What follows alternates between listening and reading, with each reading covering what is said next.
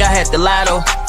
I'm coming through like 100 doing this 1 or 2s. You don't know if the smoke from the gun I told, from the blunt I blew. Got them sick as the flu, but this she be humming too. Got your chicken in here and she think it's the tension in here. When the enemy near, what the you wanna do? I'm a G. Yes, indeed. We in full effect for the AM show. Welcome to the No Picks AM radio show. I'm here with my dog, Just A Davis. How you doing this morning, brother? Good, dog. Feeling blessed on a good Monday morning. You heard me?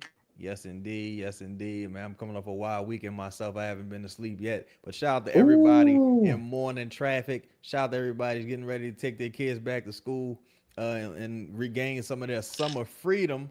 So we're gonna talk about the HNIC, Joe Dumars, and some of the comments he made to Rod Walker and the Times-Picayune addressing this off season. Shout out to everybody in the chat. I see my dog 2S King in the building doing his thing early. Shout out to everybody heading into work. Make sure y'all drive safe. I'm hoping y'all got the notification and y'all can click on the video. Be sure to like and subscribe as you head on in. So L, Blackest Nerd, what up, Joe? Joe up with the morning, Joe. What's happening with your homie? We in the building. Yes, indeed, man. So Young Illuminati in the building also. What is the deal, man? Shout out to all y'all. So L, you shot me this morning, and I think we both were a bit surprised that this had come out, and it was a bit illuminating. Some of the quotes, Shaqzilla, what's happening with you, bro? Some of the quotes were a bit illuminating, and maybe a little bit surprising to some. You know, it may be a bit surprising to some. Husband to one, father of 4. Shout out to you, bro. Good morning, everybody in the building, man. So we're gonna get right to it before some of you guys have to clock in. So let's start from the top. This is via Rod Walker and the Times-Picayune. They say the two most talked about moves the New Orleans Pelicans have made this offseason are the hiring of a new head coach and parting ways with their longtime equipment manager. Rest in peace, Big Shot. Look, he ain't even Big Shot name in the joke. So outside of that, things have been much quieter than you would expect for a team that finished just 26-56. The Pelicans were one of 8 NBA teams that didn't reach 30 wins. The other 7, Dallas, Memphis, Sacramento, Utah, Brooklyn, Indiana, and Washington, all added pieces this offseason with first-round draft picks or via trades and free agency. The Pelicans, meanwhile, haven't moved the needle. Other than re-signing barely used veteran center, barely used is crazy. Other than re-signing barely used veteran center DeAndre Jordan brought back for his leadership and selecting former St. Augustine High School standout Jerome Pierre in the second round of the draft, the Pelicans have stood still. The lack of moves comes as a surprise, especially after executive vice president of basketball operations Joe Dumars said at the season's end that he would like to add some toughness to the roster. Almost 4 months later, not much has been added. Not that Dumars hasn't tried. And this is the first official quote from Joe Dumars. He said, "We were engaged in a lot of conversations with a lot of different teams," Dumars said Friday in an interview with the Times-Picayune. "But at the end of the day, you've got to make a determination if this is the right deal or not. You don't want to make a move for the sake of making a move. It has to be right for us." Now, L, I've heard that sentiment echoed to me. Whoa, what's up with your Navy Chief? Shout out to your homie. Make sure y'all hit the like button. Make sure y'all tap in with the like button. Now, I've heard that sentiment echoed to me multiple times this offseason as I've spoken to people kind of in the know. It's like, you don't want to do things just for the sake of doing things, just to say you did something. But how do you feel about that initial quote from Joe Dumars? I 100% agree. I think when we have been trying to evaluate the offseason on our own, right? Like when we start talking about the players that were available and the players that were mentioned in trades and like some of the things that would have cost to get said players, right? It was even when we was trying to decide, it was kind of like, shout out to you, Bree. I'm sorry, Bree. Sometimes you're able to work, gotta work, bro. Sometimes they call you in early. But you know, even when we were talking about deals, for example, we was talking about Jaylen Brown, and it was like if it costs you trade Herb and then 2 firsts, you like, I don't, you know what I mean? Yeah. So even we started going through some of the deals, it was kind of like, I don't know if I would do that. And then some of the players, for example, people keep mentioning the Miles Turner's for Poole deal. You alone is like, I don't think I would do that. So it's just, if you're them, it's just, I think it's good to hear we don't want to do something just for the sake of doing it, because even as with the players are available, it's kind of like you don't really see the knockout move that's available. So when we talk, we kind of understand where they're coming from for, you know what I mean, from that perspective. Facts, facts. And you have to be very conscious of your salary cap situation and how you could potentially handicap yourself going into next offseason. That's something I've been told that they're very conscious of as well. So let's continue reading. Say the phone calls to and from Dumars' phone were steady throughout the summer. It's really interesting that they put two there because a lot of times in the off season it's framed as if, oh, we're just receiving calls, we aren't making any. Not that this front office is saying that, I'm just saying generally speaking. All right, Yeah. so here's another quote from Joe. He says, when you're presented with deals that you can do, you've got to make a determination of if this is going to make you better and add what you need, Dumars said. The lack of moves being made right now is not from a lack of effort or us deciding we didn't want to do anything. We've engaged with a lot of teams this offseason, but there was just no big deal that I felt was going to make us better for us to pull the trigger. So let me ask you about this quote. You just mentioned a big deal as well. Do you think the term big deal was purposeful?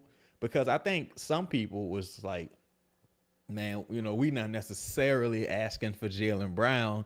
We just wanted you to get a little center, like a center. But with the premium on centers this offseason, like you seen guys get big money that you typically wouldn't see.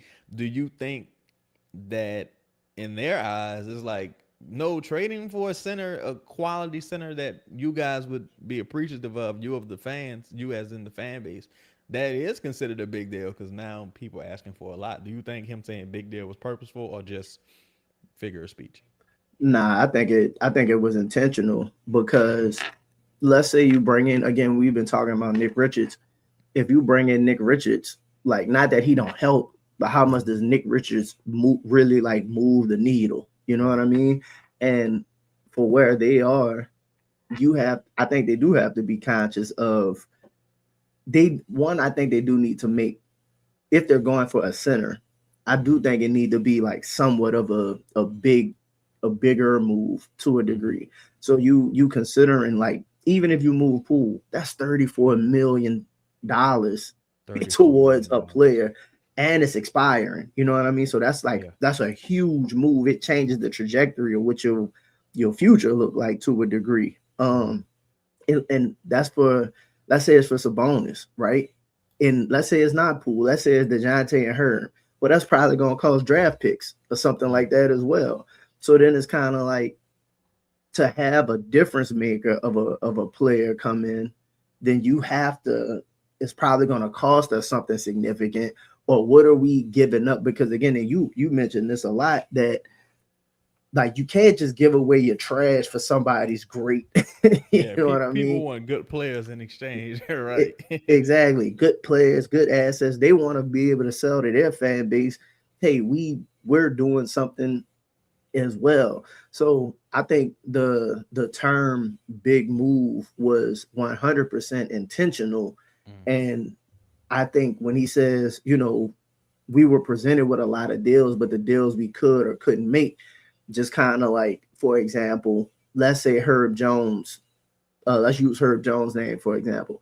And they say, okay, somebody offered us Herb for Max Strus straight up, right? Herb Strus straight up. While you got to weigh the balance of, me and you might like that deal, but like maybe they don't like, like it, yeah. Maybe somebody else is kind of like, you know what I'm saying? Maybe like other people in the organization are kind of like, well, Strus don't do this. Strus about to expire. Are we going to be able to recoup this money down the line? And like, well, Herb is worth X amount of picks, at least from a. What up, though, Detroit? What up, Detroit Warren? What's good, bro? And I'm sorry, So, bro. I'm oh, sorry. you Shout out to good? Most Hated as well. Yo, we got 40 people in the building. Shout out to the early birds getting that bread. Early bird get the worm. Make sure y'all hit that like button, man. Let's get 40 likes in the building. We dropping knowledge at the top of the top morning, like on a Monday. We getting it in, man. What's happening with y'all? But my bad, L. Continue to No, cook, you brother. good. My bad. Nah, you Shout out to good, bro. It's Denzel just also. y'all. Shout out to the chat, man. Y'all are hella funny. I'm sorry for doing this to y'all, but like sometimes we gotta make sure y'all get this information so y'all could have it for the day. See how y'all feel about it. Yes, indeed. But it's just basically trying to determine what is necessarily going to move the needle for you as a team and being able to weigh that balance between, hey, what would what's a smaller move? Is Herb for Struce technically a smaller move? Because once you move Herb out of the franchise, people might internalize that as a big move also. So that's another thing that I'm considering. It's kind Yeah, of like for as public perception. exactly like public perception is that Well, it's like, hey, you got rid of one of your cornerstones, right. so that's something that you got to consider as well. Now, if it's leading to wins or something that's going to make you significantly better, then you got to do what you got to do. But I understand the balance, but I do think the term big move was used intentionally. Now, this is where the quotes get a little spicy, right? This is where the quotes get a little spicy, and I'm very interested in hearing how people interpret this. And I think it's eye opening in one sense. So to continue with the article, Rod said some of those trade possibilities came around the draft in June. The Pelicans didn't have a first round pick because of the trade in 2025, where they moved up to select Derik Queen. Dumars hinted in April that the team could try to move into the first round this year, but unlike 2025, they didn't make any moves. And this is Dumars' quote. See, we certainly could have gotten into the first round, but the price was too steep to do it. That's where discipline comes in. It's appealing sometimes to say that you can get into the first round, but at what cost? Then you have to look at where you're getting your pick at. Last year, we moved into the lottery and got Queen. I thought it was worth it. This year, where we would have landed in the first round, wouldn't have been worth giving up what we had to give up. Now, I'm going to read that last sentence again because it's worded in a way you could take it two different ways, right? He said, this year, where we would have landed in the first round wouldn't have been worth giving up what we had to give up. Now, me reading it, what was that, Janola Ant? My initial interpretation of that is, well, this year for what they was asking for wouldn't have been worth it. Mm-hmm.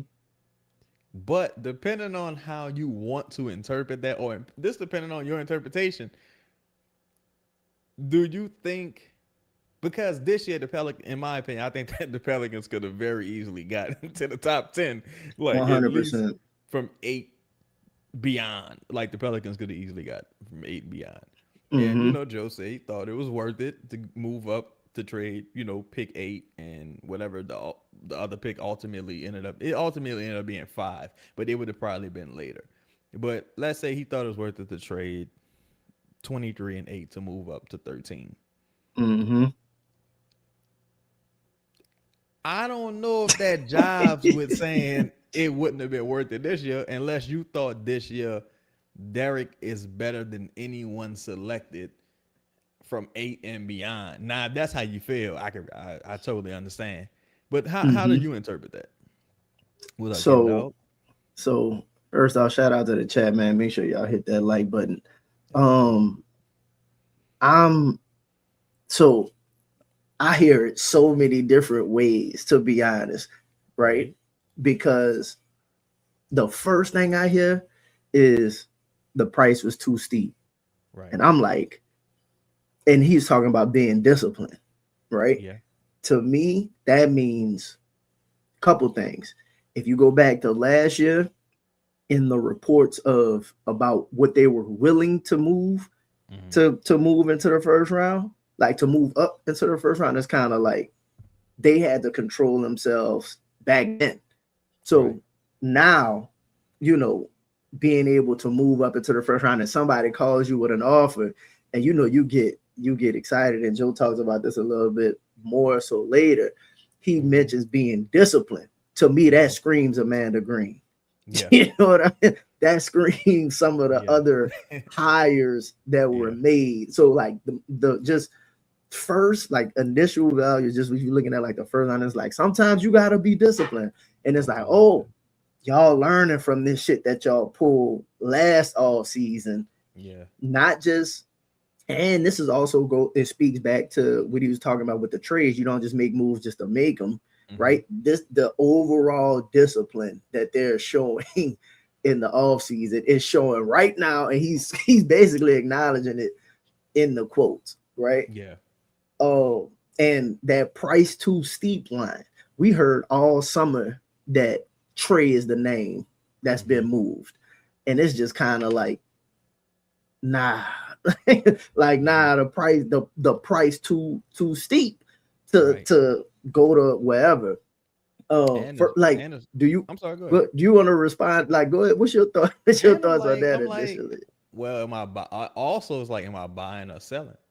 Because very true. In this scenario, it's like if I'm selling, and I might not feel like I'm getting my money's worth in a potential deal, because I think the ask was still like multiple firsts and a young prospect for a trade, potentially 2 firsts for Herb Jones. And he addresses some of these things later, like he kind of touches on them, pause, without going into great detail. But also, to me, it highlights Troy Weaver and the ambition last offseason. Now, some might say reckless ambition, because look, the deal you make ultimately is what gets spoken about. Yes, the deal you make, but it's like there's a world where you potentially give up even more. in that deal, because I'm glad they practice some restraint, especially with how that draft fell, because if you, hypothetically speaking, this is hypothetical, if you was targeting Nate at minute 8, I don't even remember where he was drafted. like 13 or something like that. I think somewhere in there.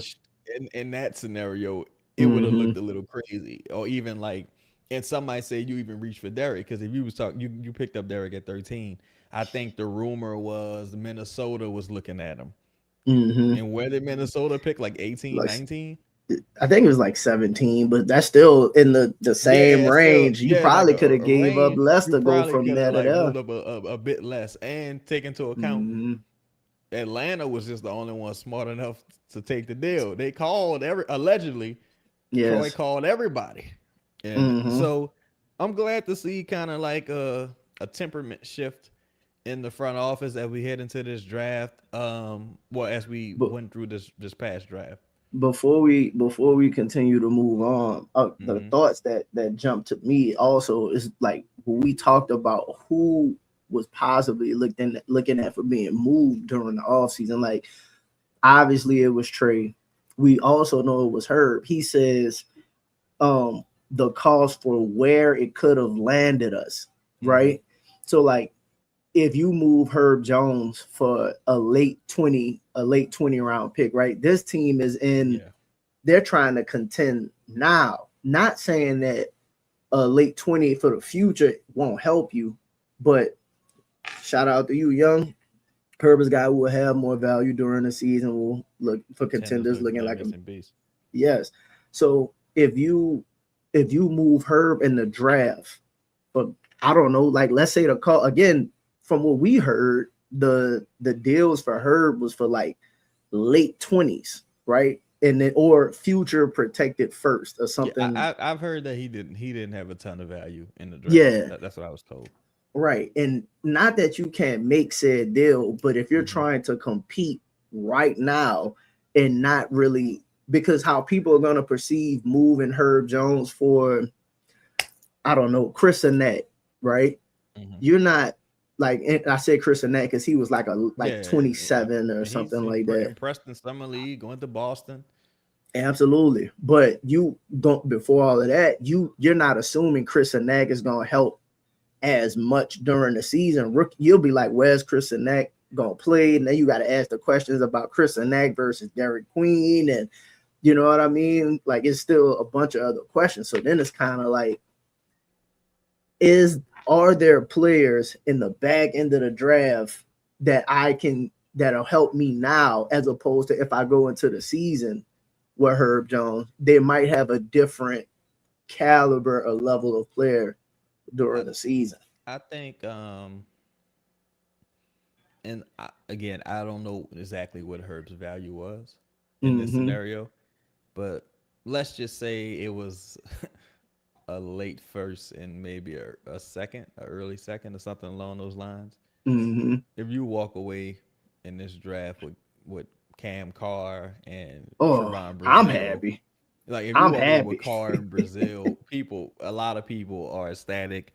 And the fan base, I would say, once the initial hurt shock of it goes, damn. But I think people feel better. Shout out to everybody in the building. We got over 50 people in the building. Let's hit the like second you see Cam ball in the summer league. Let's get the lights up to 40, man. And even Trevon Brazile in what, he's in Denver now. So, but you know, again, this is me not knowing what deals were realistically available, because someone could easily tell me, Chaz, nobody was offering that, and it's like, oh damn, my bad, you know. So lastly, I don't know if you spoke. I think then when he says Queen a little bit, when he was like last year the Queen deal, they thought it was worth it. Do you think when he said I thought it was worth it, that point to me kind of rolled over into the final sentence, because I mean it's the prior sentence, because I'm like, it's a great question. That's why I kind of titled this like, I don't think they do that deal today. Whoa, what's happening with your dad? What's the deal, bro? Shout out on your dad. Like, I don't think they do that deal today, and I think a large part of that is the acquisition of Amanda Green. And AJ. I'm sure AJ has some say in this as well, because he handles more of the analytics with the guys on the floor. I just don't think they do that deal today. He's talking a lot about the cost of he's talking about the cost of said deals now, which is interesting to your point. One thing, and look, it's a cliche adage, but hindsight being 2020, there's almost no, unless the market has severely changed, and this is just life. Like, you're a property owner, you already know this as well. It's like when you buy properties, right? There's almost no world where you say, damn, if I knew what I knew now, I would have done X or Y, right? Unless something has drastically changed. In this situation, nothing has changed necessarily. Shout out to y'all. My mic low, I'm gonna turn it up now. What up, H Bizzle? What up, Waves? What up, Bostonville? Shout out to y'all. Nothing has really changed in the draft. Nothing has changed in the free agency market. It's been about the same the last couple of years now. So there's no way in my opinion, you feel this way now, as in evaluating the 6th draft, and your hindsight isn't telling you, fuck. If I would have thought about it this way, then I probably wouldn't have done that. I probably don't do that. Yeah, because nothing's changed. You only feel differently when something changes. And so far, nothing has changed. So we'll continue. But that's a great question by you, L. You know, I thought it was worth it. You know, now you could easily say, I think it was worth it. Exactly. I thought it was worth it. Exactly. I thought at the time we thought it was. Right. I thought it was worth it. Like, and people use thought. It was kind of like, it could still be present tense, but thought references like the past. Like, at the time, we thought it made sense to make that move. I think the term or the expression, like, or anything that follows the word thought in a sentence is usually followed up with at the time. like you just said, like, at the time I thought, I thought I was doing a good thing. You know, so I would have got away with it if it wasn't for you meddling kids. Yeah. So Shout out to Rod. You continue to say the Pels offseason silence has led to plenty of noise for a frustrated fan base. Social media has been flooded with trade rumors involving the Pelicans all summer long. Fans debated every trade they saw on their timeline, even the ones that had no validity to them. But that's to be expected when the team comes off back-to-back non-playoff seasons. Most fans starving for a winning product wanted to see something, anything. But Dumars says he's never got one of those offers you can't refuse. And Mm, his way he talks, to me, this is kind of a Trey Murphy, Herb Jones, mm-hmm, Zion, etc. type statement. He said you have to be disciplined in these seats. You can't be emotional. You can't mm, take things personal. You have to mm. be real disciplined in what you're doing. What's your takeaway from that? Or do you think we should move on to the next statement to get a fuller scope? No, no. I think that's Hmm. I think the personal and emotional is not necessarily from the Pelican standpoint. I think that's more about the players, to your Mm, point, right? How I view that is we can't take things personal and emotional where you've heard some players probably would prefer to be other places, right? yeah. Just because you prefer to be somewhere and you might have voiced, being unhappy. Hmm. It's like, look, I understand, but we're not just gonna make no emotional decision Right. and do Rash. something, Yeah. Decision. do something just to do it because of how you feeling in the moment right now as well. Like a Mhm. lot of these things, probably if you go into the season and we have a quality season, or there's possibly some things that could change. Because bro, you know how that shit works. Sometimes you could be in the moment, you could be heated, you could be, damn near rage. Ain't nothing. I ain't never doing this. And then things calm down, a little bit of time pass, you find yourself in a better situation. Hmm. And it's like, you know what? It's not that bad. I'm glad I didn't make said decision before. So I think this is Joe talking from a point of like being a veteran point of, Hmm. you know what I mean? Just being around the league a long time, having to make a lot of decisions. Um, and it's just more so, uh, he also says, I didn't see a deal that I couldn't refuse, right? Which to me Well, means, that's Rod's quote. okay, yeah, he says, Yeah. where is it? He said, Rod's quote is but don't want to say he never got one of those offers you can't refuse. Now I'm sure. I think he just like using that expression mm-hmm, because Joe doesn't like explicitly say that, but he does say you have to be disciplined in these seats. You know, you can't be emotional. You can't take things personal. You have to be real disciplined in what you're doing. yeah, I think to the overall sentiment of the quote is Hmm. basically like, if we would have gotten one of those knockout kind of deals, Hmm. somebody would have offered us 5 firsts for Bane.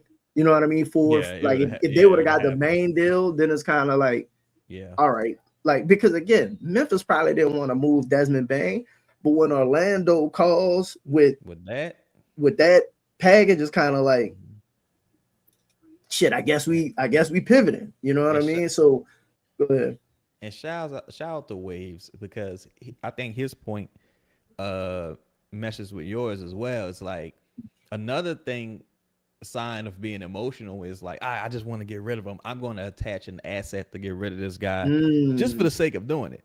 Like mm, and to say to use Rod's expression, like you didn't get a deal you can't refuse. That also tells me, to your point, is like you didn't get the Godfather offer, which mm, means the guy's value isn't crazy like that.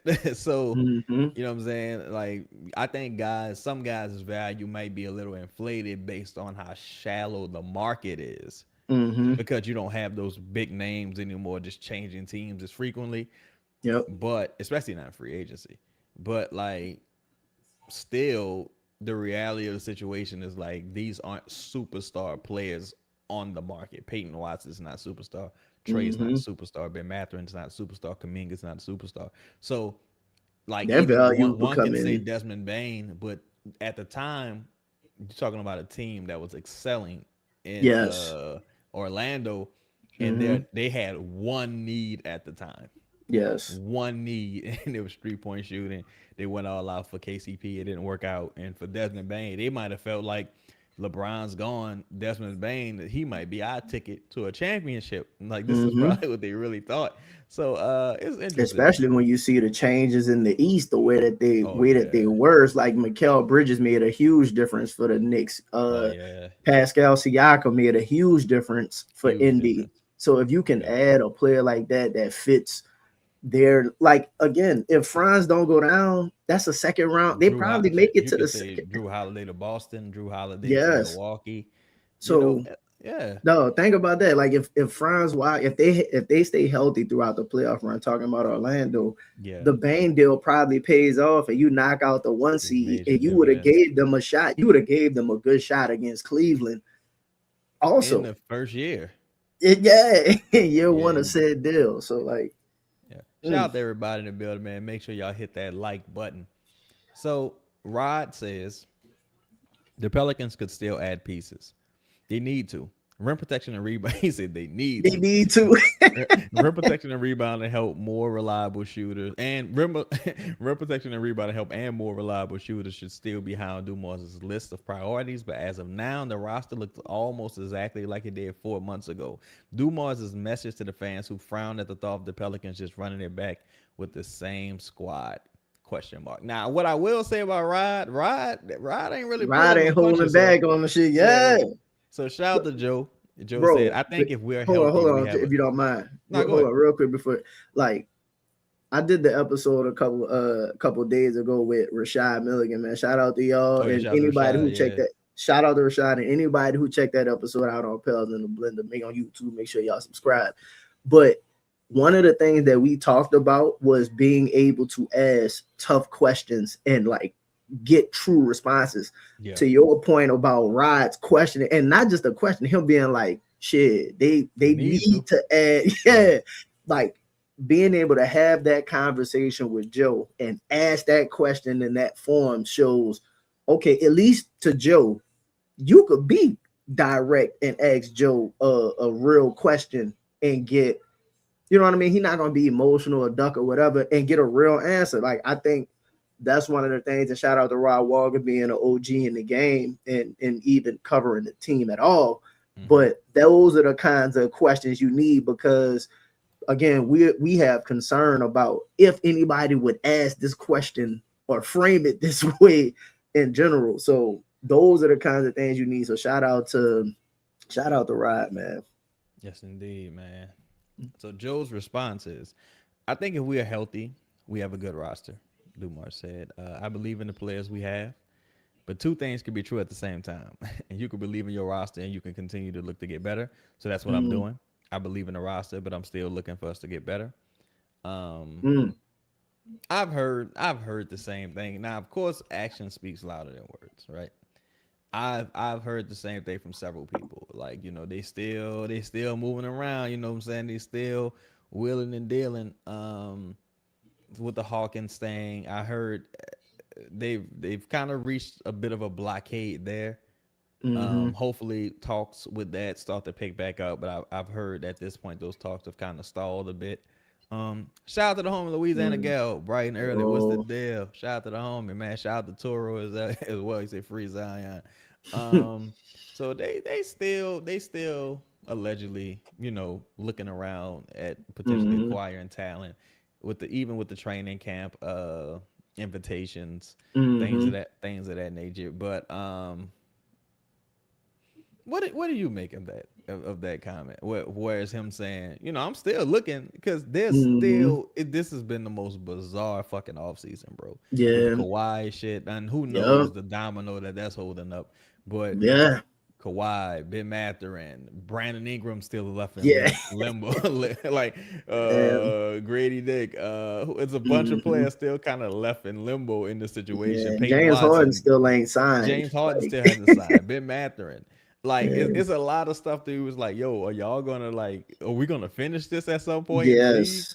Like, what are we doing here? So what did you make of those comments? I think it's a great point. Because if you think about it, it was like, I think if we're healthy, we're a good team. I think that's a good starting point because It's first, hard to argue against it. yeah, like if you go back to last season, right, you still was waiting months for DeJounte to even come back to the roster. So if you say, I think if we're healthy, right, like if you just start from that perspective, it's kind of like, are we forced to do something right now to make up for, our deficiencies? It's like, well, I think we're in a position where if we're healthy to start the season, I think we can manage in the beginning of the season for our deficiencies. You know what I mean? Like I don't think they're in a position to where they like for example, if DeJounte was out again or like Trey was out or something, then I think you'd have to make a move to kind of supplement your other weaknesses while said player was coming back.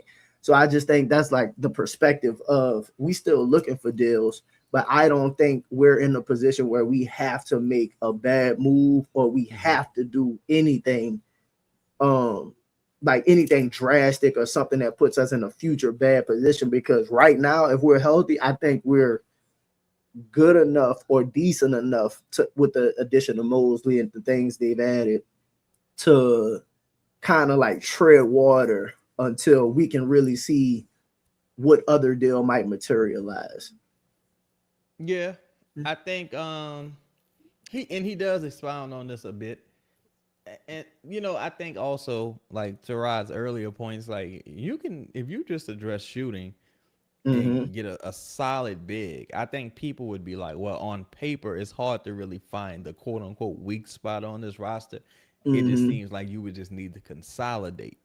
Like it Yeah. might be too much of the same thing in certain areas and not enough in other areas. But it's Mm-hmm. hard to argue just on paper that this is a bad roster, like top to bottom. You know what I'm Mm-hmm. saying? It just like, I think you can argue that it's a mid roster, like a Yeah. low upside roster, but it's hard to argue that it's a bad roster.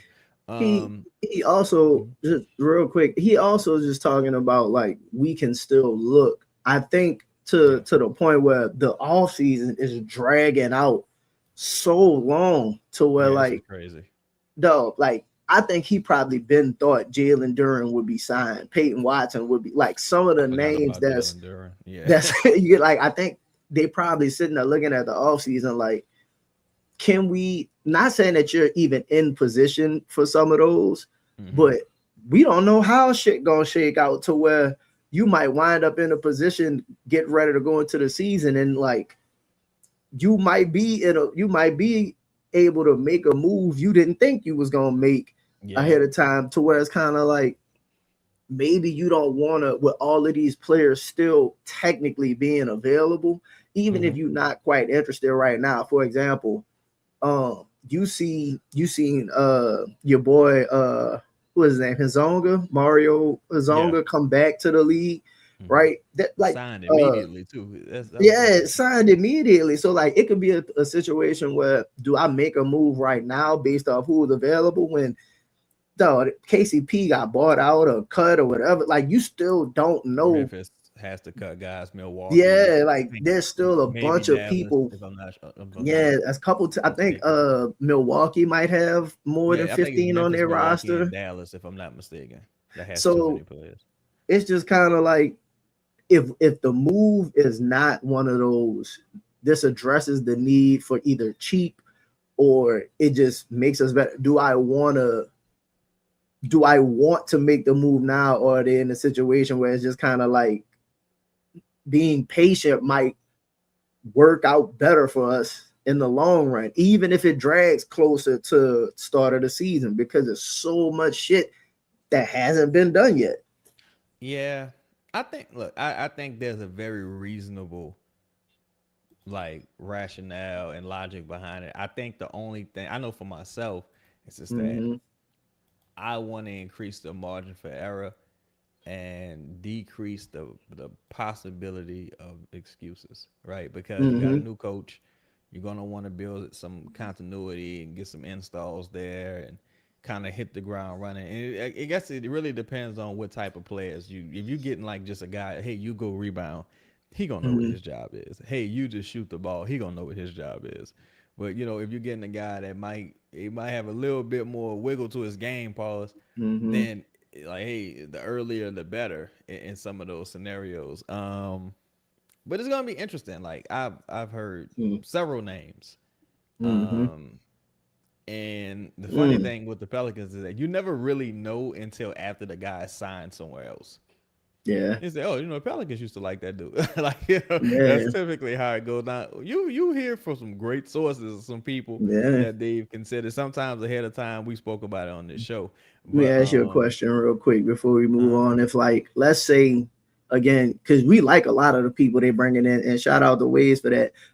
We like a lot of the people that yeah, they're Cam bringing Houston. in Yep, for the camp deals, right? Coloco, I like Houston. all three of them really. I like Buffkin too. Like I like all three of those. Yeah, I like all three of Let's them. say, and I don't think so, but let's just say hypothetically, there is a deal on the table for where, right? Let's Mm, say like Hawkins in a first who got you where, because mm. salary wise, I think it will work. If would you be willing to pay Hawkins in the first for that type of player? If later on down the line you could say we might be able to do, I don't know, DeJounte for Duran later in the season. Like, you get what I'm saying? Like, would you rather, if you had to do a deal now, would you rather pay cost to acquire a player just to say, all right, look, let me just get it out the way. I'll have whatever, or later down the season, something that you really wanted to do Yeah, becomes available, but you'd have to wait. I guess it depends on if we're using Ware as the example. I guess it depends on how good you think Ware is, Okay. because I don't think if I could get Ware for one first now, Mm-hmm. I don't know if I can imagine a player that would be available for on Later. a rookie, like for us everything being equal, like the Mm. contracts and things of this. Because I'm not a big fan of Durant. Right, So right, right. so if it's like I probably would bite the bullet on Ware if that was the best Mm-hmm. I thought I could do in that scenario. Um, it would just depend on who was ultimately available, but you never really know until you get to that point. The thing that Yeah, makes Ware, in my opinion, in particular, special aside from his game, is that he's on a rookie scale deal. Like if 100. Jalen Duran was still on that rookie deal, or he was already just like, all right, I'm gonna take qualifying offer. I think most people Mhm. are like, hey, let's what's up? Yeah, let's do something. Yeah. Let's do something. But the fact that he's like, man, I'm trying to get them M's, and the fact that like Mhm. even Peyton Watson, like a lot of guys, either already got their money or they trending quickly toward money. So I think that's what gives Ware the edge there, in my opinion. Yeah, gotcha. That Um, makes sense. let's see here. So he says. Rod says if Dumars doesn't find what he's looking for, it'll be up to Mosley to do with the roster with former coach Willie Green and interim coach James Borrego were unable to do these past 2 seasons. Make the Pelicans tougher, both mentally and physically. There Mm. is some promise in the social media videos of Zion Williamson, Derik Queen, Jeremiah Fez, Trey Murphy, and DeJounte Murray working out this offseason. But the work those players are putting in has to transfer over the games. Speak on it, right? For sure. And Shout out to Joe Dumars. He says, I'm really happy with the approach of all of our guys during the offseason. The players committed going into this offseason, taking their conditioning and work to another level. And I think that's what you have been able to witness with all of these videos. What's your takeaway on the videos we've seen this offseason? I guess it's always better to see guys in it than not see them. mm, I think no matter, again, to Rod's point, it don't matter what you see in the videos. Y'all motherfuckers got to show up when the season come, and that's the overall point that we've had throughout the season. But as far as what Joe's saying in the videos and what you're seeing in the videos for the most Mm-hmm. part is, I think Mosley, Sham God, the players all have. I haven't seen most of it. Like, again, this is the first off season where we get an opportunity to see like Fear's work, right? But Jonte in the off season, you can't say what you want. The dude looked like he putting in work during the off season, right?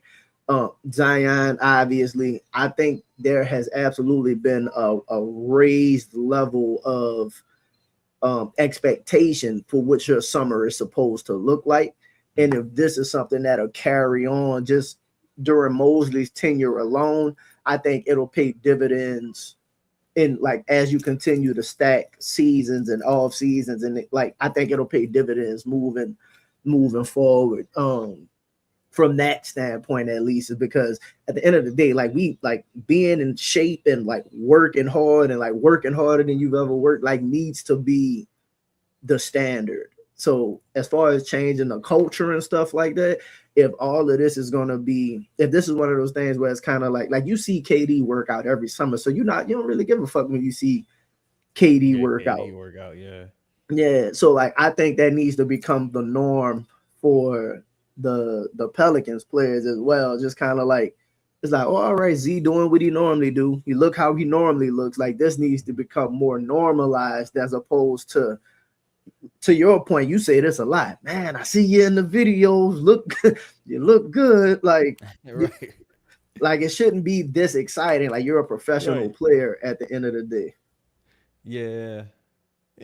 I just I need to see. Like Zion's not someone I'm worried about for his talent wise. Yes. For us with some of the other guys, I'm like my greater question for them is just like, can you be good this year?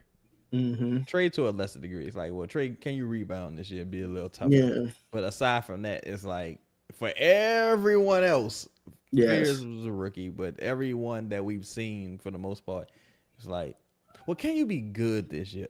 Because you could. I like the idea of you sprinting up and down the court. That's what's up. Can you make the motherfucking ball go in the hoop this year? Like, cause you're gonna get the opportunity, and we definitely gonna see. We I like what I see from like Bryce and Sadiq Bey and they workouts and stuff. Like I rather see, like I like to see Zion, but like Trey again, like you say, those players to a lesser degree, cool. Like I like the Bryce workout because Bryce ended the season not healthy. So like seeing Bryce move around and stuff is like, oh, all right, you like better, you'll be back. So I think that's like somebody you kind of want to see and see how he's moving. Like players like that you have questions about either their health or because for example, you see Mitchell Robinson multiple all seasons shooting jumpers and shit like that, and you know damn well he ain't doing none of that when the season comes. So it's like part of that is a real thing. But some players like from the off-season work, like I said, like Sadiq Bey, I haven't seen him really work. Not saying that he won't post people up because that's just part of his game, but like you see him working a lot on like his catch and shooting. You know what I mean? Like just small. So like stuff like that, I actually do want to see because it says to me that somebody gave you a plan and like this is what like you're working on what they might have asked you to work on. You know what I think it is also. I think for me or someone who might be a little more apprehensive on some of the off season workouts, because at this point the shit's a little exhausting. I ain't gonna lie. Like it's like, man, that's what you're supposed to do. Like it does get to that point, but I think you just crave that new car smell. Like you just want like, oh, we just got this dude. Let me go check out what he got. Got going. And I think for as like with Sadiq, it's kind of like I know what to expect. With Bryce, like, I have a pretty good idea of what to expect. Now, Bryce takes another step and becomes Peyton fucking Watson. Not that boy. Bryce take another though. If Bryce take another step, now Bryce in college, people forget Bryce was like a guy in college or whatever. Like a lot of these dudes got really high potential, and you just have to fit into a role. When you get to the NBA, you gotta find your niche.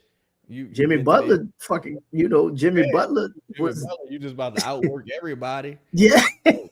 Rodman, you just gonna outwork everybody and find your niche. But you could be Jeremy Sohan. You could. You could. You got some people like, no matter how hard you work, it's gonna be interesting to see. So kind of coming to the close of the article here. Shout out to everybody in the building. Make sure y'all hit that like button. So Rod says Zion, who will return for his 8th season, remains the key to it all. Dumars said in April that he wants to see Zion play under Mosley. Zion played in 62 games last season, the second most of his career. Any chance the Pelicans have on making the playoffs will once again rest on his shoulders. Joe Dumars' message to Zion Williamson has been simple. To be great, you have to be obsessed with this, he told Zion Williamson. You can't casually become great in this league. What I've seen from him this summer is he's obsessed with the work he's putting in, and that is really encouraging for me that he's putting in this type of work. What are your thoughts on that, if any? I think it's a good quote also is because again we talked about setting the expectation. Anthony Edwards is consistently adding to his game, keep like refining and retooling or whatever. Like the great players, when you're Zion and you've just been a supreme athlete, or just naturally better than everybody, you go just wake up. Like Zion could do nothing and wake up and go probably get 20. But how he gets the 20 or the 25 or whatever is different. And you started to see Zion coming back to the pack a little bit last season, like to be honest. So I think Zion personally didn't like the feeling of being human. You know what I mean? Being human on the court. Yeah. And like, So I think losing around this bitch. Yeah, like the fuck. Like because again, if you think about it, most of the time when Z used to play, it was like if Z was playing, it was more than likely you had a solid opportunity. Yeah, you had a better than average chance of winning. Yeah, so like I think Joe being like, dog, what you thought was gonna happen? Like you, and I think Joe told him straight up, like, bro, you ain't played in the playoffs. Like you ain't what you're doing is nowhere near enough. Yeah. So give him from somebody he respects. Yeah. Right, because you know the relationship between him and David Griffin in the past just wasn't real bunk. Yeah, it was not ideal. So somebody he respects being like, dog, this what you doing? This ain't enough to be at the level you saying you want to be. And to that point, Zion isn't really around a bunch of like other stars in the offseason to say to look like if he was cool with Ant, be like, yo, bro, this how we working. Like naturally, like he. So I think it's good for somebody to kind of set the standard of, bro, you need to be doing this and more. That's why I think the value of Mosley and Sham got to a degree and the people that they've been associated with throughout their careers to just be like, bro, for you to do the shit you talking about doing, this ain't enough at all. That's kind of how I took it. If you Mosley, you was like, well, I was just with another number one pick. He's been to the playoffs every year with me. What you did, like because I mean, you got people that could talk that shit to be real. Shout out to Coach in the building. What up with you, Coach? Top of the morning to you, brother. Shout out to the Coach, man. Make sure y'all hit that like button. Yes, indeed. So let's go on to the next quote. Dumars says he's seen it from the rest of the roster as well. Every one of them, Dumars said. Queen is working like he's never worked before. Okay. Fairs is working like that. Trey, Herb, Sadiq, all of them are working their butts off. That's encouraging for me that these guys have become that obsessed with working this summer. The crazy thing to me is that, I'm not even going to say it. But let's just move past that part. So he said, Rod, this is Rod. He said, bro, those guys that have just won 47 games in the past 2 seasons enough. Season 2 of the Dumars era will answer that. Dumars spent his first year in New Orleans assessing the franchise from top to bottom. That assessment has led to several changes in the building. He brought in new personnel like Amanda Green to handle analytics, David Cosgrave to oversee health and performance. He's hoping to those type of moves will point the franchise in a new direction. Inevitably, though, success will be determined by the players on the roster. At least for now, it'll be the same players from a season ago. Now, Joe said in his final quote in this article, shout out to Rod Walker for his great work this morning. He said, we have really good talent on our team. If we can stay healthy, we have a competitive team, Dumars said. Making a move for the sake of making a move doesn't make you better. You have to evaluate your team and decide whether a move is warranted or not, or if it's a move that's going to make you better or not. Making a bad move may satisfy something short term, but it doesn't make your team better. Okay. Now, shout out to everybody in the building. Now, I have 2 trains of thought on that last quote. I think the emphasis on health is being overstated at this point. Because it might be the reality of the situation. Mhm. It might be, but no one cares about it no more. Like no one cares if you're healthy or not. Shout out to Brandon. Mhm. Shout out to Solo Kid as well. Peace, y'all. Good morning to y'all, man. No one cares in this season, bro. Like that's the reality of the situation. Like, oh well, DeJounte missed some games, and it's like, I look. The Pelicans were relatively healthy last season. Sans DeJounte, Mhm. you lost 21 games in the fourth quarter where you should have where you led in the fourth 20 plus games. Mhm. That's not because DeJounte was out. You had an opportunity to win all of those games, not Mhm. because and you were healthy. So Mhm. I'm not traditionally fond of the health caveat, especially with the Pelicans, because that seems to always be the issue there. But I think you have to go into these situations with optimism. Like you have to go into these situations like, well, look, we think we address that fourth quarter issue that Chaz keep raising because we brought in a new coach. Mhm. We're gonna have a bit more structure there. We're gonna have a better version of Zion. We're gonna have year two with some of our guys. The point that kind of stuck out to me a little bit in this last statement was making a bad move may satisfy something short term, but it doesn't make your team better. Mhm. I feel like there's two trains of thought there between Mhm.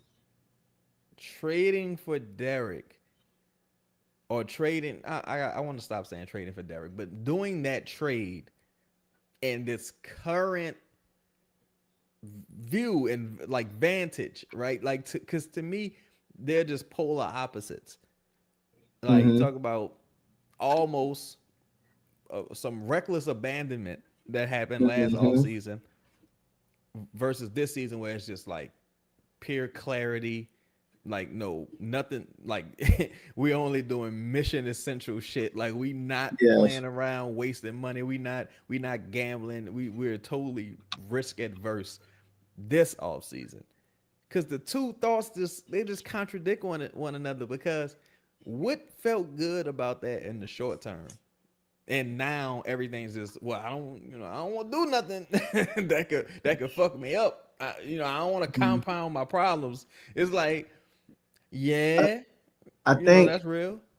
I think, for example, I think is a couple frames of thought as well. But I Mm-hmm. think the in the short term comment is when you say, man, we traded for like people, unless you did the true deep dive into Derek's game and whatnot, right? Which again, if you're gonna give all of that up, you would assume that they did. But if you said, okay, we just traded for a big that can rebound, pass the ball, like just face value, right? Let's say this is what you heard. We traded for a big. We moved up in the draft.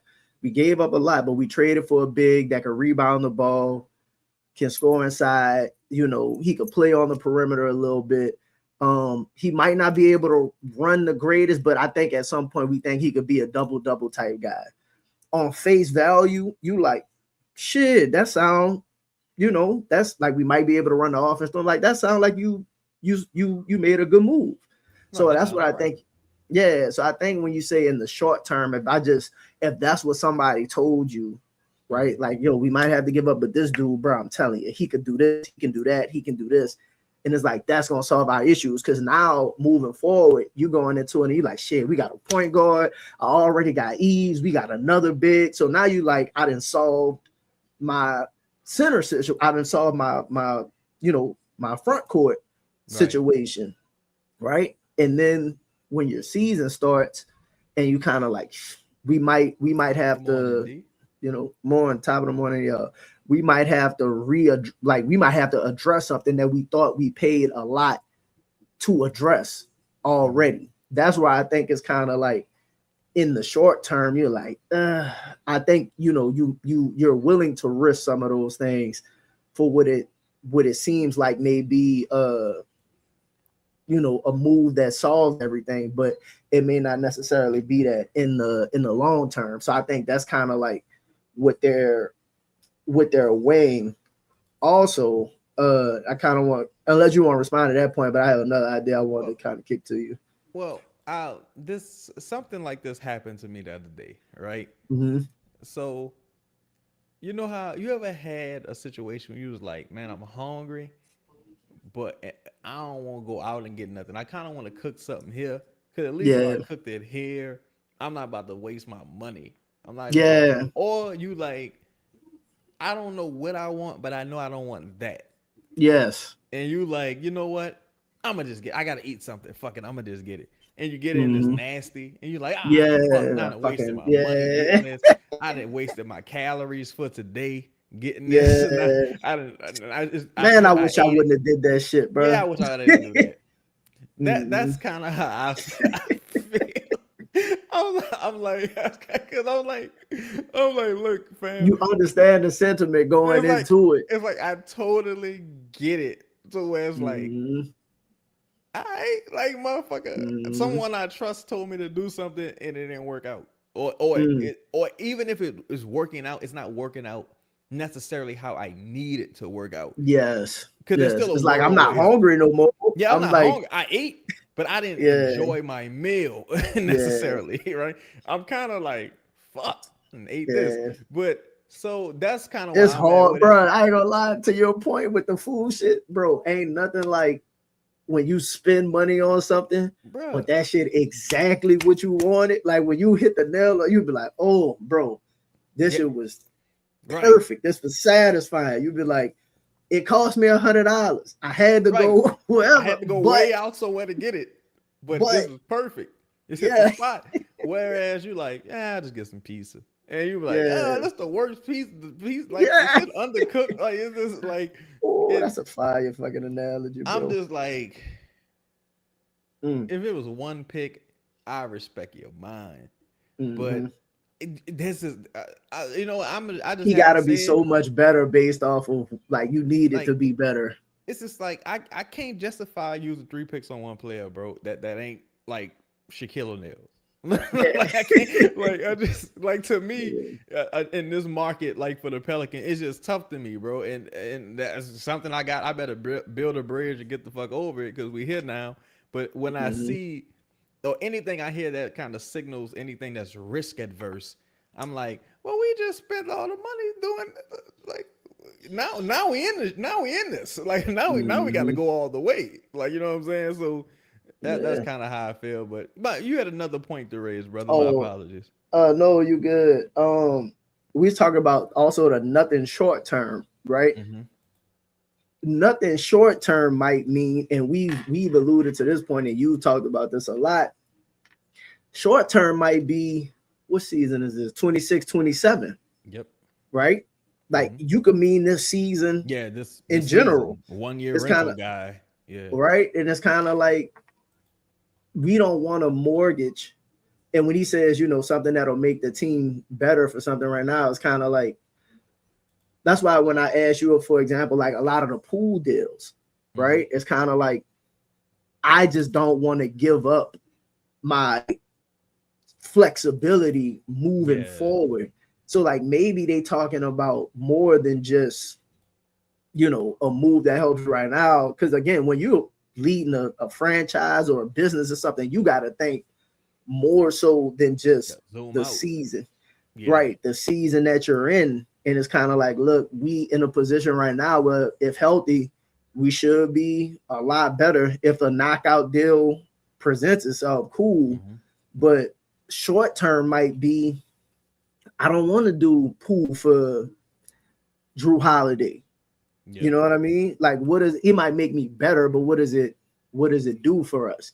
As opposed to something that if in 27, 28, we're going to have a draft pick, depending on how the season, possibly 2 draft picks.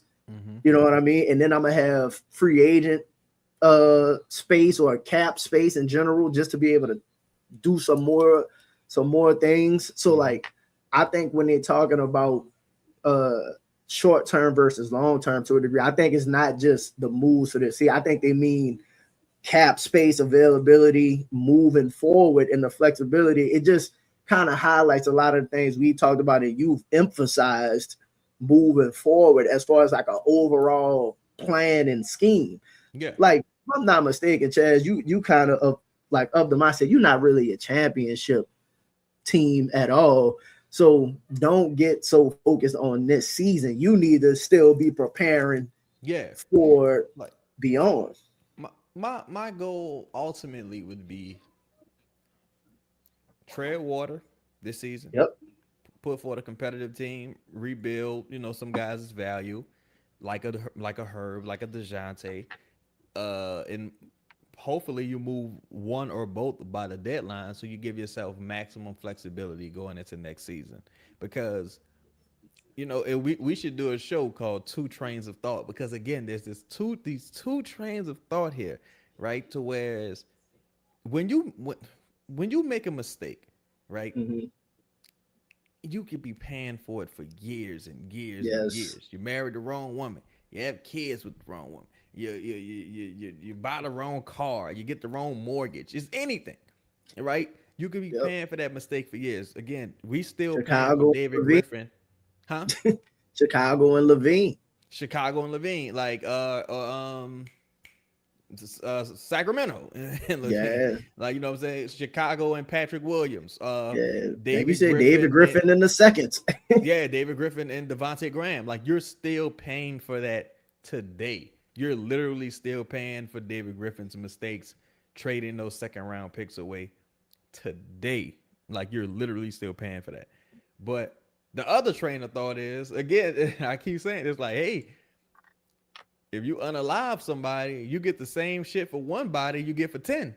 So either way, you're out of here. So you might as well go all in. Like, you might as well really go for it. So that's my, I'm trying to figure out like the needle being threaded between being risk averse and what you've done in the past, and the same people being in the office aside from Amanda Green.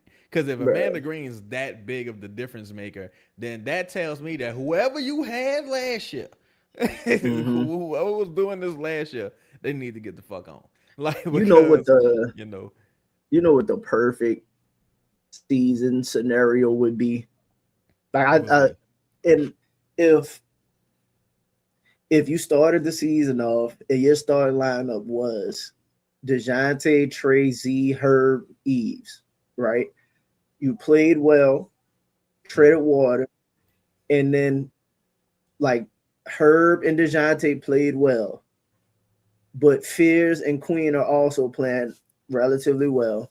You find a situation where you can move DeJounte, you can move Herb, insert Fears and Queen into the starting lineup, moving forward, because you need to, that, like, if they're here, they need to be starting by year 3, I'd imagine, right? Like, at least one of them, right? And then you use DeJounte and Herb for either clearing space or adding like quality depth to the, moving forward or something. But if you can thread the needle to where those two start the season this way, you're okay. And then towards the trade deadline, you can move off of DeJounte and Herb for like either future space or picks or something. Let your 2 second-year players start. It ain't about if he's a starter. It's about getting him. Oh, Derik. Yeah. Yeah, it's about giving him the opportunity for the rest of the season as the starter with who you probably gonna be moving forward with, and seeing what they can do moving into the off season. So now I truly know what I'm looking like moving forward going into year 3 of them. I think that's like the most ideal way to thread the needle based off what they have right now. And for myself, and we're gonna get to the star questions next, it's like some of the things that I'm saying but I'm really speaking like as a third party for some of the people some of the things that I've seen expressed online. Like some people trying to figure out the direction. My thoughts on the situation is kind of like basically what you just stated. It's like, well, we here now. Let's just try to tread water, get to next season with as much flexibility as possible, and then you can make a big move. Mm-hmm. Now, how I feel that the fan base feels is that you've lost a year of goodwill, Mm. right? Well, Mm-hmm. not even a year of goodwill. You forfeited an opportunity to get it right, Yeah. right? For as not having a pick this year, you forfeited another chance to get it right and increase your margin for error. Because let's just say, hypothetically speaking, if you did have a pick this year, right? And it was, I don't even know. It's so many fucking guys that came out this year. Like, but Yeah. let's just say it's the dude from I don't even know, bro. Let's just say it's the guy. His name started with the two B's. It's like Brian. I don't Oh, even Braden Burries. him. No, it's his Burries, right? And you drafted Burries, and he just lit Mm-hmm. the summer league on fire. And you Definitely like, did. oh shit, we Mm-hmm. got Fizz, we got Burries. I don't know if you have Queen or not in that scenario, but let's say you do have him. You got Queen, Fizz, Burries. Oh shit, y'all just Mm-hmm. knocking these picks out of the park. The goodwill would be overwhelming, Yeah. right? Like the goodwill and the will be overwhelming. They're like, damn. And once if shit go wrong, we trade these motherfuckers. We Mm-hmm. already got three cornerstones. Like we gonna be all Yeah. right. The foundation is here. We ain't tripping on nothing. Right. But since you didn't have a pick this year, and Pierre, he looked like a guy that was picked Gonna need some 58. work.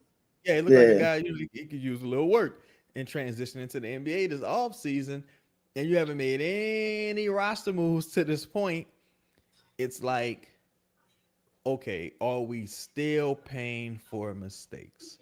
Mm-hmm. Are we still paying for mistakes? Is the DeAndre Jordan hype? Is that roster spot really just a babysitter spot for him Mm-hmm. to babysit Derik? You know what I'm Mm-hmm.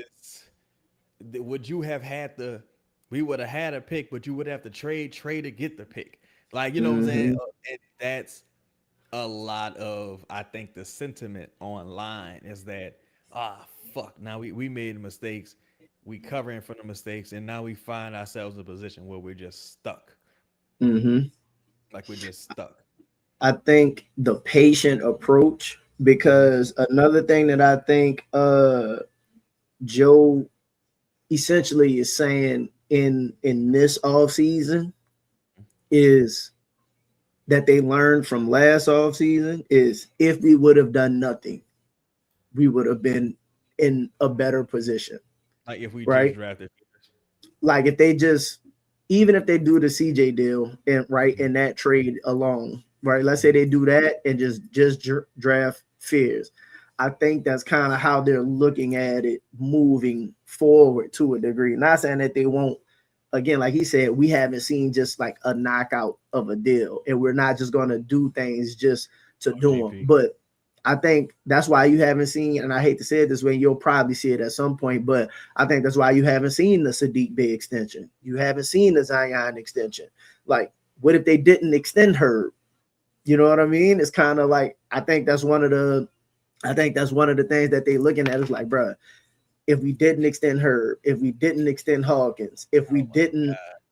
you know what I Yeah. mean? I think they're now like it's probably if we did nothing last offseason, truly evaluated. So let's just assume that this season is for Amanda Green and her group to truly like, look, don't do shit right now. Let me Yeah. truly assess before you give out All this extensions. money for you wild out. Yeah. Let Like me for see. example, everybody thinks Sadiq Bey deserves an extension, right? Yeah.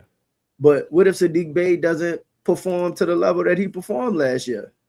Just because he did it for 1 year under that coach, under like, you know, Yeah. because With that realistically, amount of runway. right, because realistically, Sadiq Bey under the right circle is unless he's about to be a starter, probably won't be performing at that level. Jordan Poole wasn't playing. Like Right. Herb was playing bad. Like so, like Zion had Zion career low low usage. usage. So like, can I give Sadiq Bey $18 million and then he revert? I don't want to say reverts, but like he just don't have the runway, and like maybe Bryce is just as valuable. Maybe like Peyton Watson can't. They trying to give Peyton Watson $16 million. So and here's the crazy part about that. It's like he don't know if he deserved that. Do you have a real argument to say, aside from this is what players like me in this market get? Yes. Do you have a real argument to say I deserve 25, 30? You don't. Like No. you don't. It's just like, you know, and look, shout out to Clutch.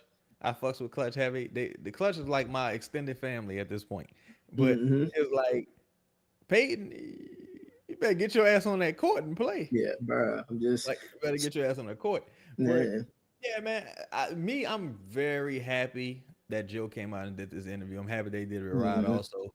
I'm sure there'll probably be a follow-up at some point with Fletcher. Oh, Joe, come on the show, man. You know we fuck with you. But I'm happy because I think he addressed the topics that people wanted to hear him address. Yes. And I think there is some reassurance that's like, look, we're always looking to get better. Again, Joe mentioned in one of the press conferences, he was like, we did a deal with a team in the NBA finals right now. Like they look, everyone's always looking to get better. Now, what will remain to be seen is if that's just GM talk or will we do something to actively improve the roster? Let me ask this question too before we move on to the start questions. The move that they did make, right? Amanda Green from a structural standpoint, completely revamping the health and training division. Hiring Jamal. Bringing in Kurt Joseph. Like they've done a ton of shit. Like this is me kind of breaking character here. I'm sorry to step on your question. It was like no, you good. They've done a ton of shit. They just haven't touched the roster. They've done a ton of shit. Like, but they just haven't touched the roster just yet. But everything that they've done impacts the roster and games played to a degree. Again, we see everybody this offseason working harder than they've worked and all of that. But you coming into the season healthy, if somehow, right, let's say hypothetically, they were able to move off of Hawkins and then two of the roster spots go to Koloko and Bufkin or Koloko and Houston, right? Which shooting in the big, not saying that is whatever. Yeah. But then let's say they do that and then you remove, because now you remove one of the things of the issues you had going into last season was DeJounte was out. Two of your rookies played a lot. And then you had the inconsistency with playing. Herb was bad. So like moving into this season, though, you now going into the season, my rookies not rookies. Right. And that includes Peavy, right? That includes Peavy. No longer rookies. And Peavy had moments. DeJounte is no longer hurt. Yep. We probably have spot for Eves, right? Eve, Bryce. My bad. We got Bryce starting the season. We got Bryce. We got Big. Like, so I think they're probably saying if we were to exchange Hawkins for like Koloko and let's just use Caleb Houston for right now. Yeah. You might feel like going into the season, a lot of the, and not saying that it's great, but a lot of the questions going into last season, just to start the season, shouldn't really be questions as of right now until you form new questions, I guess. Do that make sense? Or like how do you view that? It makes perfect sense because you know what as you were speaking with thought, just as you were going down the roster, I was like, you know what? This team with that amount of depth on paper would be really good in the old East. Like what we've known to be the traditional Eastern Conference. Like the team, like the conference that Mosley kept making the playoffs in, the Raptors, is et cetera. And it's like the good thing about that is the West is becoming the East. The West is, and now the East is becoming the West. That's very, bro. That's a great point. If you want to be 100% glass half full, you like, well, it's hard to argue that you don't have a roster today on paper that's not like 11 players deep. It's just, do you like all 11 and what's still missing from that group of 11? And I think, what will determine what, like when I don't think you're gonna truly determine what it is Yeah. until the games start. Because Oh yeah. as of last year, you like, I know we need like right now, you like, I know we need shooting. But it's No, we like, need shooting. No, we need rebounding. yeah, Hawkins was unplayable. You didn't play Poole, and Herb couldn't shoot at all. And Bryce didn't start playing until last season. So it's kind of like, if Poole has a decent season and Bryce just plays more, then it's kind of like, not that you address the shooting, because I do think you still need like a knockdown Yeah.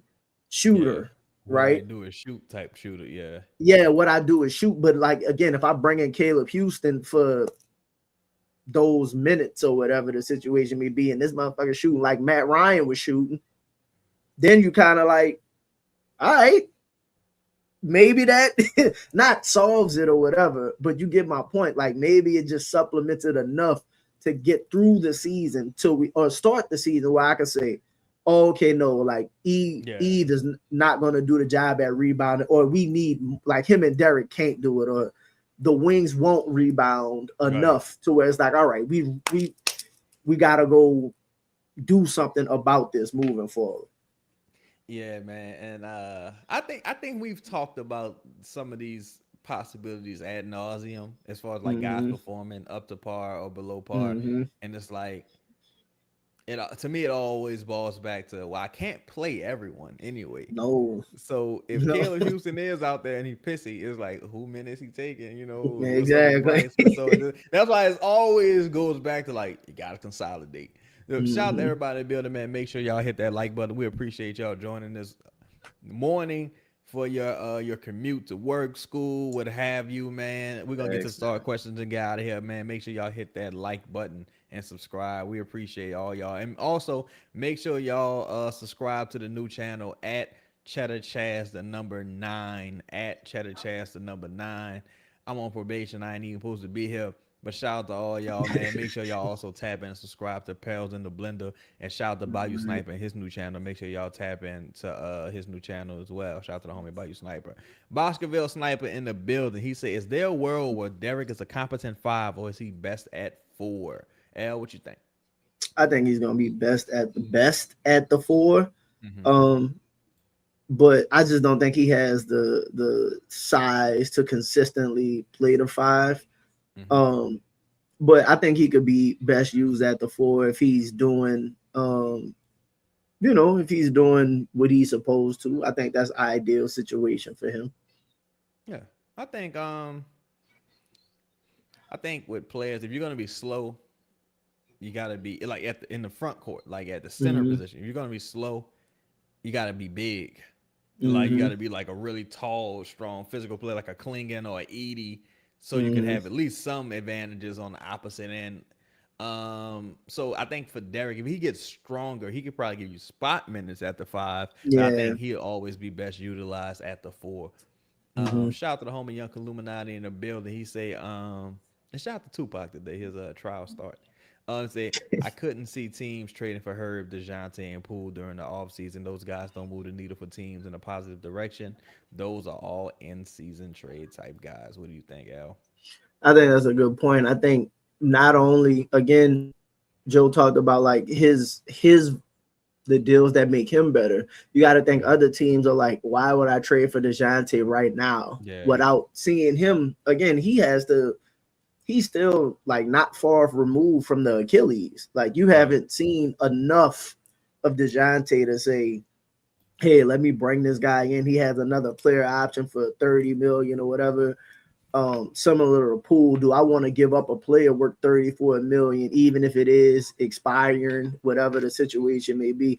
A lot of those seasons are in season type deals anyway. So unless, I just think it's everybody's trying to, because right now you know how the NBA work. To Mm-hmm. start the season, everybody got hope, including us. Right. So like a lot of this stuff gets sorted out throughout the season when people kind of get a more defined look at Right. what your team actually is this season. Let me see. Let me see here. And also, I mean, fuck, with all the GMs and executives that watch this show, I'm just like, you heard what Chad said about DeJounte? I'm not trading for DeJounte. Shout out to my dog, just real 215. Shout out to the homie, man. He always showing love. He said, "Would y'all give up Trey for big of the future?" I don't know if I see that big. Like because I think Mhm. Khalil Ware could fill that box, but I wouldn't trade Trey I for wouldn't Khalil trade Trey Ware. for him. Yeah, I I don't don't think see that center right now. bro, I honestly, and I don't know if I said this before. I'm like, I don't think the center of the center of the future for the Pels is in the league right now. Yeah, I could absolutely see that as well. Like to me, because the only other young promising center that I see that I like aside from I like Eve of course, but Hmm. aside from Ware is Berenger, Yeah. and I wouldn't trade Trey for him. Like so Mm-mm. it's Yeah. And I like again, what does the center of the future look like? You know what I mean? Like, what are yeah. you like? You don't. I don't even truly know what my team is gonna be in a year or two. So Right. I don't know. I wouldn't do Boy, it. I wish y'all just didn't do that fucking trade, man. But anyway, I just always walk away with that thought. Waves, shout out to the homie Waves, man. He said, "How do y'all feel about Mosley being able to implement this system on our roster this year? Could our players who've been used to shit coaching be able to adjust?" I would hope so. You got some Mhm. high basketball IQ guys, man. Got some guys that I'm sure are down on their self a little bit after what happened last year, and some guys are playing for new homes. I mean, that's another thing that kind of it wasn't necessarily mentioned or alluded to in that article, but there are guys that probably would prefer to be elsewhere, and I think those guys are gonna go out there and give it Do their everything they best can. go. Like for Hmm. like because I remember there was the thing last season. It was like Herb missed every game that he played Until versus that the Laker Lakers, game. and then he missed like buku games after that. And it's like Hmm. I don't think that's some coincidence. Like I don't think that was just like, oh well, yeah, that just happened. It's like nah, Hmm. that mother. I think that happened on purpose. I think that was intentional. Hmm. Like you know what I'm saying? Yeah. Not that he missed the games afterwards because he re-aggravated his ankle in that game, but I think Yeah. him coming back to the Lakers in Hmm. particular was done Yeah. intentionally. That's the Like game I don't, I'm targeting. That team loves me or whatever. yeah, you know what I'm saying. So I haven't heard any updates on the Sadiq Bey situation just yet. Levy live. I heard. Well, I guess the most I heard is that a lot of stuff with not that the Kawhi situation is holding that up in particular, but you kind of want to know where your roster is going into next year. That way it Hmm. can, you could I don't dictate know if what I'd type of in money. Sadiq Bear right now, pause. I To be would. honest. You would. I would I think it because depends on the number for me. yeah, I mean, of course I'm not going I don't think I would go past like Do you 18.1 think his million. number is coming down as like Ben don't sign, as Minga don't Not really. sign? Okay. I say that because it's hard being restricted. Like Yeah, because yeah, it's a teams tough kind of world. like why would Yeah. I even give you any money? They just gonna match it anyway. Yeah, true. Whereas with Sadiq, it's like again, he's another person that like yo, it would incentivize you to extend as soon as possible because if you have a down year, you coming off a $6 million deal. Right now, you should be looking at least 17 million. Like to me, Hmm. I think anything under 17 million for Sadiq is a steal. But Okay. next year you could be looking at the MLE, maybe less. You could be looking at 10 million, 12 Yeah, million. So I would man. extend him though. I wonder what their number is. I'm sure they have a number that they offering him. He probably because there's probably a number where Sadiq Bay is worth it almost no matter how he plays, Yeah. unless he's complete dog shit. But like maybe Mm-hmm. they arguing over the years or a player option or a team option or something To me, because too much would be Herb's extension. mm-hmm, Perfect would be 473. mm, 4 years, 73 million. mm-hmm. Really perfect would be look, like, hey So, Sadiq, you want to stick around? Like, you know what I'm yeah. saying? Let's do 4 years 60. Hey, let's take this little Mm, 15, it'd be cool. But I would do it now because I can't have all these players on pins and needles going into next season. Because you got yeah. Zion at this stage, you got Poole, DeJounte, like everybody just on pins and needles. That means everybody gonna play hard, I guess. But I don't want motherfuckers playing erratic neither. So Mm, that's a yeah. good point though. Good point. Mm-hmm. Shout out to Joe now. He said, "Would you rather Tom Dundon, who's a dirtbag but willing to take risks like Ja and getting the city to front renovations, or Joe, who's moving like this?" Well, shout out to, shout out to Tom Dundon in Portland. Got his Um, coach on a fucking prove it deal. got his coach his coach on the motherfucking welfare deal. We got to do inspections. Coach on Section 8, but Uh, nah, I think the Ja mm, situation. I think they had a lot to do with Nike mm-hmm. and Nike. Ja being the premier Nike guy at this point, and Nike being in Portland. Connecting some of those Mm-hmm. dots. Happy birthday to Ja Morant too. Today is his 27th birthday. So Mm, with the Pelicans, you've had owners like that. Like, people don't remember Tom Benson was like, man, I'm out of here. I'm moving the Saints to San Antonio. like, I remember Ray Nagin said, look, they take the team, but they can't take our name, our colors, or our players. Like, nigga, that's the team. Like, that's the whole yeah, motherfucking team. Like, but man. yeah, I think people, like, history rewards winners. Like, if Tom Mm-hmm. Benson was winning on the way out, so we remember him fondly. But I Yeah. think I don't think Joe's doing anything bad. I just think that first year it was kind of a stumble out of the gates, and Mm-hmm. it just magnifies the lack of action Everything. this year. Yep. So I don't think he's doing anything bad though. Nah, I think you got time. Again, you got sometimes if you overdo something, sometimes the best way to get like right is just, hey, let me chill for a second and let this shit Yeah, sort let me yeah. let this Let shit me sort wind, itself out real let the quick. heat die down. Yeah, and then see what we're doing. The one thing that Griff did that I think got him into a lot of trouble is that he would make a deal, and if it didn't work out, he would he would overpay to Correct it not even immediately. correct, but like to try and at least break back even to said deal. Like, I might not need to bring it. I might just need to let this shit ride out for a little bit before we have to pay more to try and Shit, get, that's what like, you Chicago know what I doing. mean? Yeah. Patrick Williams. And ironically, I'm telling y'all, people think I'm joking. Patrick Williams would be a good fit on the Pelicans. Patrick Williams is a hell of a shooter. Like, Mm-hmm. especially like his full career. It's shocking how well his career 3-point shooting is. I'm like, what the fuck? Him? But yeah. Mm. Shout out to Wasif. He said, can we just get Houston, Bufkin, and Koloko and just release Dickinson? Nah, Dickinson's on the two-way, bro. I don't think any I of don't those think guys any of them. qualify Mm-hmm. at this point for a two-way. Yeah, Vivi say you believe Misi will be our starting center today. I do. I I do. absolutely do. I think he Mm-hmm. better be. I think it's clear that he's going to be the starting five. If everybody's healthy, I think he starts the season with the opportunity. I think everybody's just getting the opportunity to prove what they are to start the season. And I think him, year 3 guy, showed some promise or whatever. Defensively, what he does, I think it just is the most obvious choice. Man, Yeah. Sometimes the obvious choice is the right choice. yeah. What's funny is like everything seems easy until you're in that driver's seat. From GMing to playing, because a lot of stuff.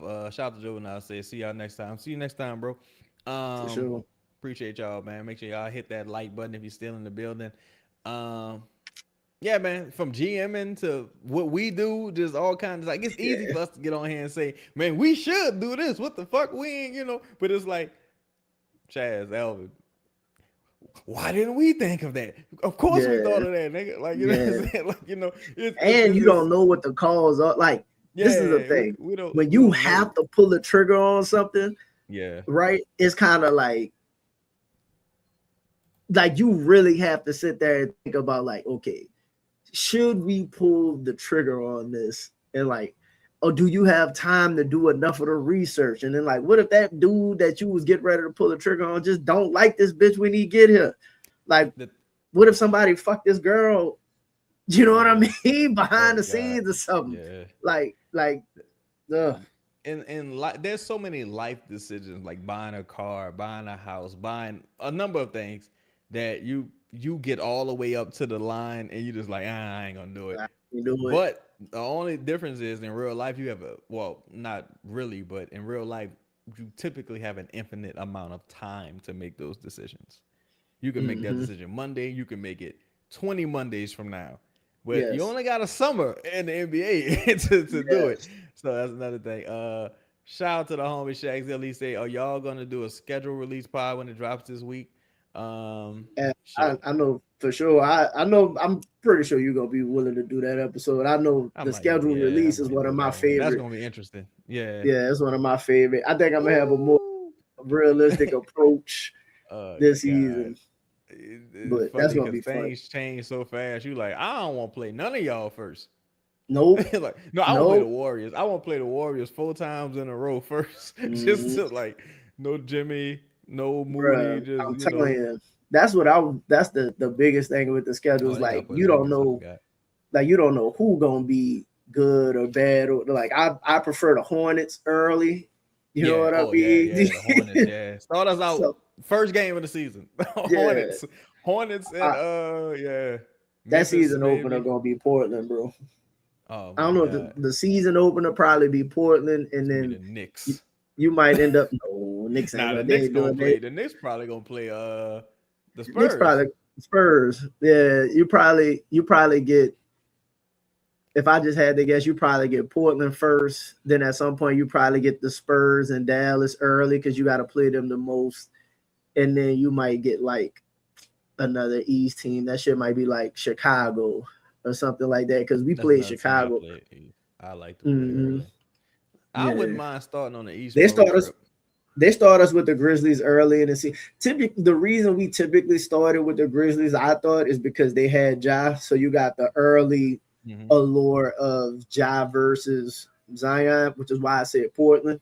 Hmm. So you probably get Portland, but then you're gonna end up getting Derek Queen versus Boozer. So you might get you know what I mean? I'm just saying from like how the NBA is going to look at the schedule and the names and whatnot. Shout So out to I could Seth see some of Curry. those teams. I don't think we start the biggest team. I think we start with early in the season. Excuse me, in the season will probably be the Spurs at some point because you know they in the division. The Yeah, Spurs, Dallas, stuff like that. I can see Dallas too. I can see Dallas. Hmm. We typically Adam play Dallas a bunch of times early in the season. Adam Silver, it's time to pass the controller, bro. You got 2 leagues in turmoil right now. It's time to pass the controller to Adam Silver.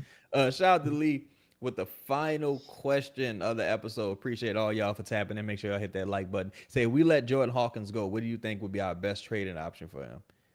Well, the most ideal trading option is just trading him into space and Mhm. not having to attach an asset or taking back an asset that makes significantly less money, maybe half of what he Mhm. makes, right? Like if you took back AJ Johnson, for example, I think that would be probably the best you could do if you didn't have to attach an asset. Mhm. What's most realistic is that as well, I think. Yeah. L, your thoughts? Um, Based off of the conversations, if I turned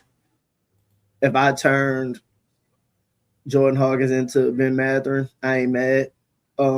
But ideally, I won't lie. Like if they just traded him into space and that allowed you to bring Buffkin and another one of those players that they bringing in for the camp deal in, I wouldn't be overly upset with that either because I think you could bring them or some of these new players that they considering coming back into the league for a minimum. I wouldn't be upset at something like that also. Yeah, man. Shout out to big badass Ben Simmons, man. Ben Yeah, man. Simmons trying to come back. This remind me of boxers. Sometimes you see them training, they back, they in the best shape of their life. Look like boy, them Mhm. motherfuckers get in that ring. You say, oh, Shit. ooh, It motherfucker hit harder than I remember. yeah, boy, something different about you. Yeah. But man, Mhm. shout out to everybody. Bill, L, tell the people they can find you at, bro.